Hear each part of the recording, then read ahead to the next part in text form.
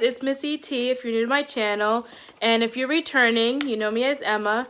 Thanks for coming back. So today we are going to be doing something a little bit different. I am going to be telling you my secret. And my secret is I am a sickle cell survivor. So sickle cell disease is an inherited blood disorder or blood disease. You are born with it. It's passed down from your parents.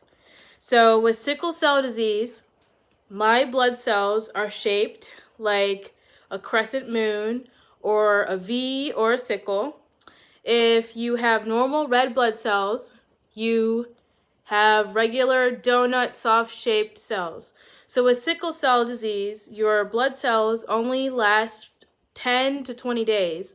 And if you have normal red blood cells, not having sickle cell disease, your blood cells last 117 days to give or take. So when you have sickle cell disease, your sickle cells don't flow through the blood vessel the right way.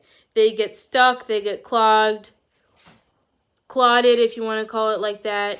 So when this happens, you have your blood vessel and they clog up right there, and then oxygen and the rest of your blood can't get through the blood vessel. So when your sickle cells clog and the oxygen can't get through and the cells die, we call that a sickle cell episode or a sickle cell crisis.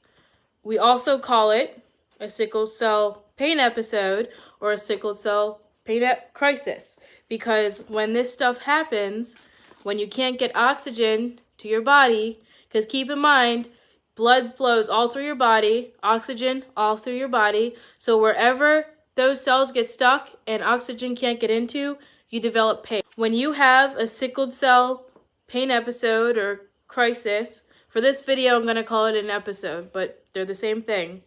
When you have a sickle cell episode, that can cause damage to your bones, your organs, your muscles, which can cause stroke, organ damage, muscle damage, bone damage, etc. A frequent factor with having sickle cell disease, with the lack of oxygen that causes the pain crises, we rate that pain from 1 to 10. When you go to the hospital and you're complaining about whatever pain you're having, they ask you, how are you feeling?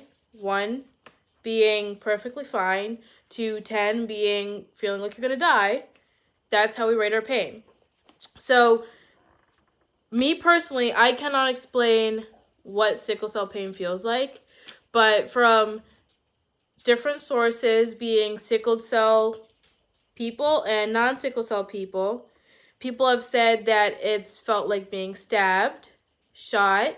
If you've broken bones, it's like that times 10.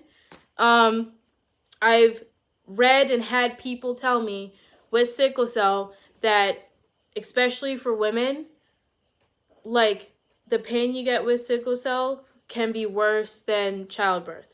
So if you've had any kids, been shot, stabbed, especially broken bones, picture that your whole arm, your elbow, anywhere that blood flows, you can get pain. And this pain can be anytime, anywhere, any place.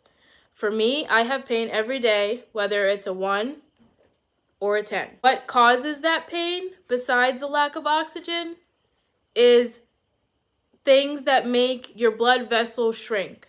So, dehydration, exertion, changes in temperature, like going from outside in the hot, 90 degrees, to inside, 60-degree air conditioning, your veins shrink, sickle cells clog, can't get oxygen, pain.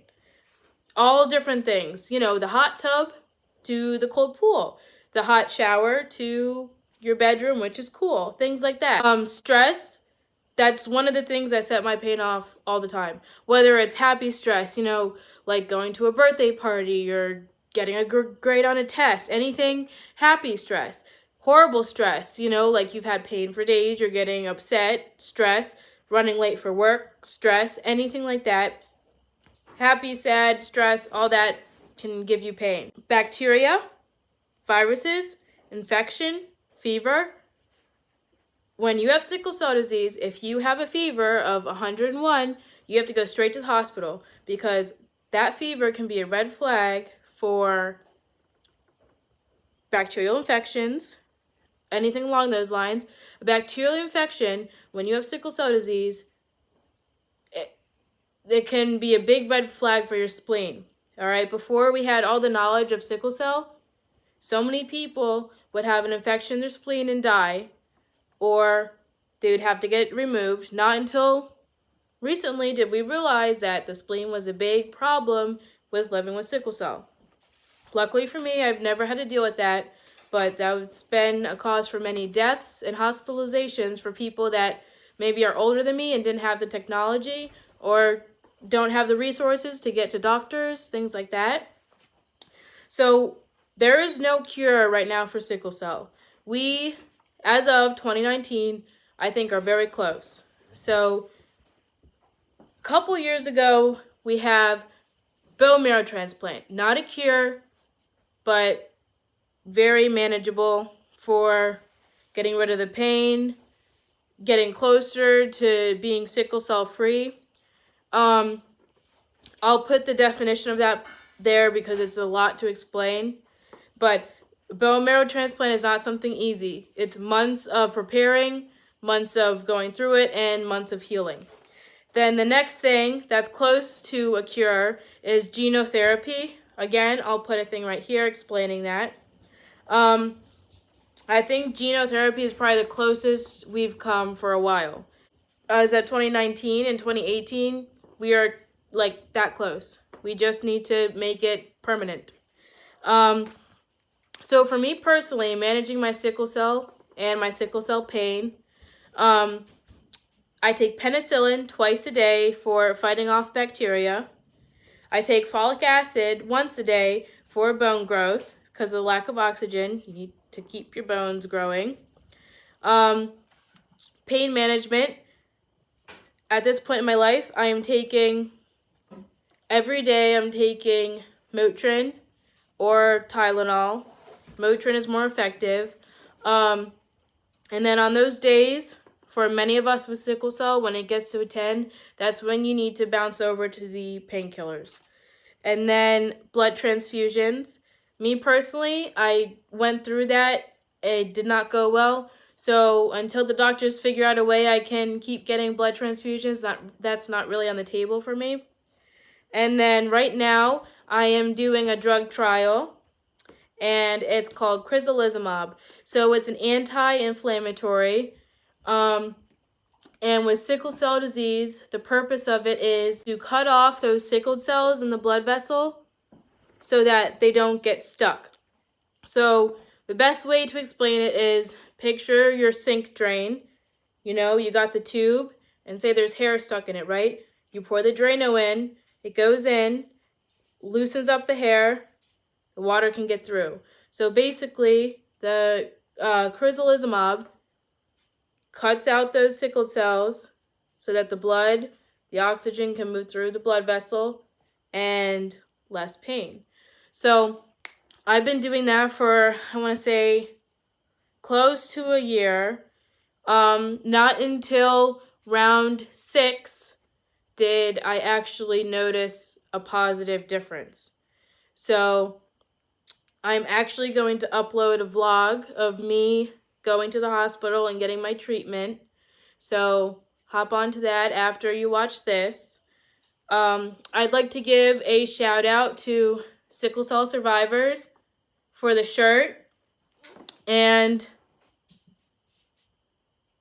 the bracelet. I will link his Instagram below, and I will put it in the description box. So thank you guys for watching. Like, comment, and subscribe.